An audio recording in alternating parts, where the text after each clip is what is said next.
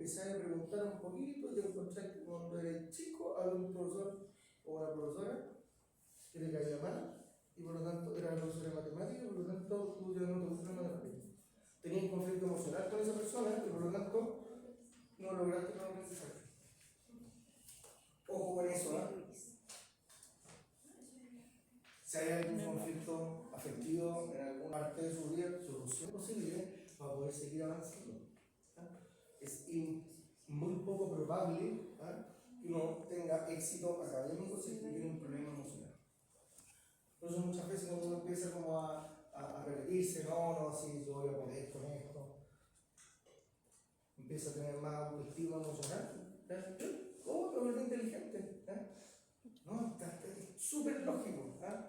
Porque nuestro cerebro funciona de esta manera. Oye, y lo otro que funciona en el cerebro para el aprendizaje es dormir. El ideal, ¿sabéis cuál sería? Estudiar, estresarse y dormir. 5 minutos. Estudiar 5 minutos, estresar, te pegas y te pones una ducha fría y te dormís 10 minutos. Las conexiones como que empiezan a hacerse.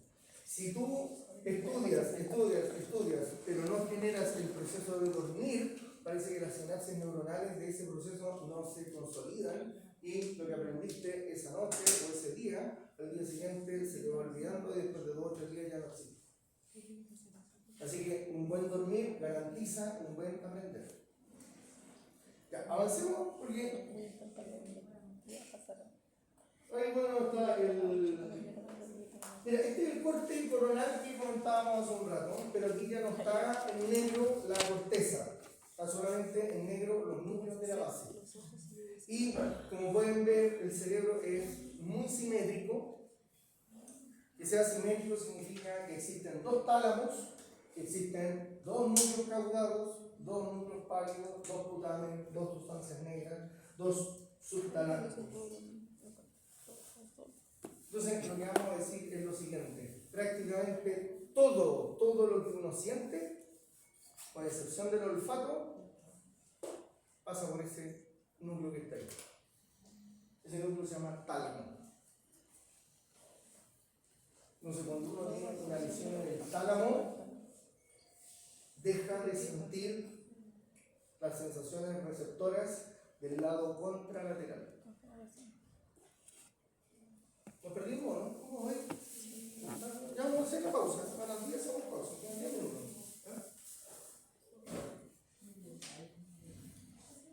Ya, y lo otro que vamos a decir es que estos núcleos de la base tienen una relevancia muy grande en lo que es la coordinación del movimiento. ¿Han escuchado de la enfermedad de Parkinson? Sí. Qué bueno, porque en la enfermedad de Parkinson las células de estos 2 núcleos empiezan a morir. Entonces, ¿qué significa eso? Que se deja de producir un neurotransmisor importante en la coordinación de la musculatura. Entonces, en vez de que la corteza le mande la señal a los núcleos se la devuelvan y la corteza baje, eso lo voy a mencionar ahora inmediatamente. Dice así: tú para mover, si este es el cerebro de la persona que los ve de frente, el cerebro derecho va a mover la mano izquierda. ¿Sí? Si yo quiero mover la mano, comienza aquí, en el inicio. Si esta neurona que inicia quiere mover la mano contralateral, lo primero que va a tener que hacer es mandarle la señal a los núcleos. Y los núcleos se van a pelotear la señal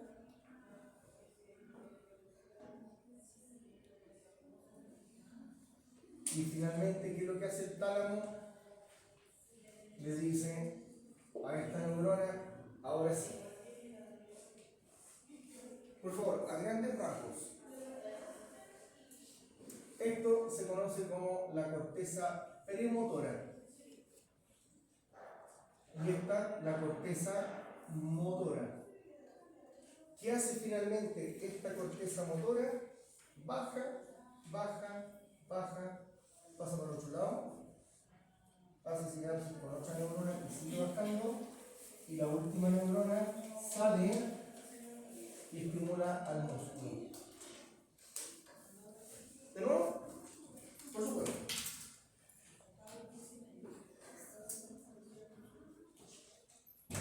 Gracias por la iniciativa. Pero no se enchuche. Está ahí pasando y se quiere conversar.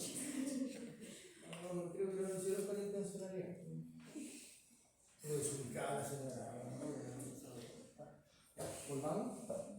Puedo sacar aquí la trayectoria de Santiago. Nos vamos a quedar con la otra trayectoria. Es querer mover conscientemente algún músculo de la parte izquierda. Si yo quiero mover alguna de mi musculatura de la parte izquierda, la corteza derecha comienza esta cuestión. Pero si la primera neurona inicial de la corteza premotora quisiera mandar la señal directamente al músculo, el movimiento va a ser absolutamente descontrolado. Es como los niños cuando empiezan a caminar. Es patético el caminar. Entonces, para poder controlar el músculo y que sea fino el movimiento, la neurona premotora, que es la que quiere que se mueva el músculo, le manda primero la señal a estos núcleos de la base. Estos núcleos de la base se empiezan a pelotear la señal. Aquí no, mira, yo la voy a amplificar, no, yo la voy a bajar, hasta que finalmente esta señal que entró, pero así, pero arriba, termina un poquito más abajo, pero súper modulada. Finalmente, ¿qué es lo que ocurre? Del tálamo sale una conexión ahora a la neurona motora. Y a la neurona motora se le dice, mire, la neurona que usted tenía al lado quiere este movimiento, hágalo, ejecútelo, por favor. Entonces, aquí viene la señal absolutamente cruda. Hay que arreglarla. ¿Dónde la arreglamos? En los núcleos de la base. Y un neurotransmisor importante para bajar la señal y darle tonicidad está en la sustancia negra. Cuando esta sustancia negra no está produciendo el neurotransmisor porque las neuronas de la sustancia negra se están moviendo, la señal que sale del tálamo a esta neurona motora está incompleta, no se ha procesado lo suficiente. Por lo tanto, la neurona motora dice, bueno, si esto es lo que me están pasando, tome, ejecútese, porque yo voy a tirar un axón para concha lateral. Y una vez que yo haga esto, es cosa de tiempo para que la neurona eferente que sale por ventral haga estímulo sobre el músculo. Y la pregunta es, ¿cuánto más va a contraer el músculo en forma elegante o en forma completamente descoordenada? Si es elegante, está todo bien. Si es descoordenada, quiere decir que aquí tuvimos un problema. Y en la enfermedad de Parkinson, entonces, si se muere ese núcleo o esas neuronas, que cada vez son menos, tú vas a tener una oficina muy importante como para que la regulación de la información sea precisa. Y como eso no ocurre, el movimiento que le llega, la señal que le llega al músculo es una señal de descoordinación. Entonces tú estás viendo que la persona del Parkinson está con las manos pero completamente descontrolada. ¿Por qué? Porque no lo pueden hacer, porque esa oficina, que es un conjunto de neuronas, somas, simplemente se están muriendo. ¿Sí?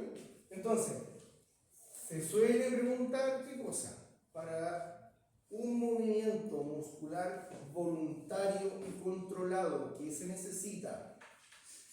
Entonces uno dice, se necesita que despolarice la neurona premotora. Ah, despolarizar. Claro, despolarizar, ¿qué significa? Activar. Pero la neurona premotora le va a mandar el potencial de acción a los núcleos de la base. Y entre los núcleos de la base van a integrar esta señal y después de que se genere esta integración, se devuelve, pero no a la corteza premotora, sino que un poquito más al lado, que es la corteza motora. Se despolariza la corteza motora y el potencial de acción baja por un axón con concha lateral a una neurona espinal que sigue bajando hasta la altura de la neurona motora. Y la neurona motora sale del sistema nervioso por ventral y estimula al músculo esquelético respectivo.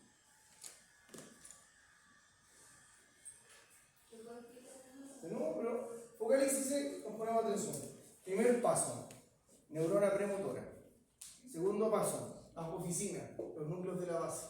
Coordinan la función. Y una vez que la información está coordinada, le mandan una señal a la neurona motora, que viene también en la corteza. Siguiente paso, esa neurona motora de la corteza baja, concha lateral, y sigue bajando por la espina, por la médula espinal. Y una vez que llega a la zona donde tú quieres mover el músculo, hace sinapsis con una neurona motora que sale por ventral y estimula el músculo esquelético. Si esta neurona premotora hiciera sinapsis con la neurona motora, la señal sería absolutamente descontrolada. No podría ni siquiera caminar. ¿Por qué? Porque es tan descontrolada la situación que el músculo que tú quieres contraer y relajar simplemente no lo haría de la forma que tú quieres que haga. ¿Sí? ¿Alguien toca algún instrumento acá? En silencio puede contestar sí, no. Toque la flauta, la guitarra, el piano, la flauta traversa, el arpa, etc. Al principio es súper espástico, ¿no? Pero después va mejorando. ¿Por qué? Porque el cablerío que hay aquí cada vez es más fino. De tal manera que la neurona que baja viene con una señal pero ultra fina. Por lo tanto, lo que le llega al músculo es lo que le debe llegar. Y las personas que son virtuosas tienen más sinapsis en esta zona simplemente porque han practicado. ¿Sí? Entonces uno podría decir, ¿qué pasaría si nosotros tuviésemos una lesión en la zona motora de la corteza? No, ni la corteza.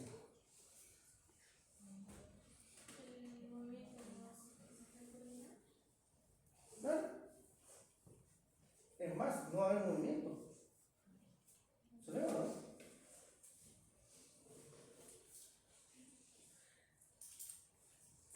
Si tú tienes un daño medular mientras más arriba, más posibilidades que tú cortes aquí. ¿Se ve o no? ¿Qué pasa si tú cortas este axón? ¿Esto sucede? ¿Fuerte y claro? No. Sí. Tú estás cortando este axón. No lo vas a tener que estar acá. Por lo tanto, la premotora quiere mover, le manda al núcleo. Los núcleos dicen, vamos impeque, le mandamos a la motora y la motora va a ejecutar, pero la neurona motora tiene una lesión y tiene el axón cortado. Por lo tanto, ¿pasa la señal hacia abajo? No. Por lo tanto, todo viene acá arriba, pero el mensaje hacia abajo es el que guatea. ¿Sí?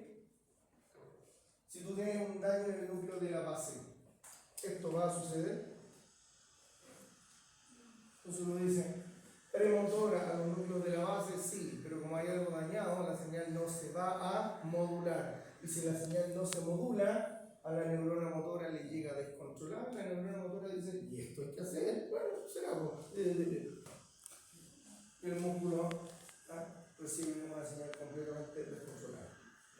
O sea, que sí queda, pero no de la forma esperada o se corre.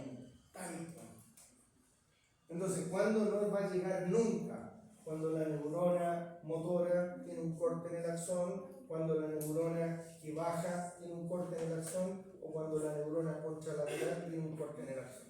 O cuando le pegamos un balazo aquí en la corteza a este sujeto, aquí, ¡ah! Entonces, ¿qué es lo que está sucediendo aquí? Están condenados a no poder mover la parte contralateral. La parte contralateral.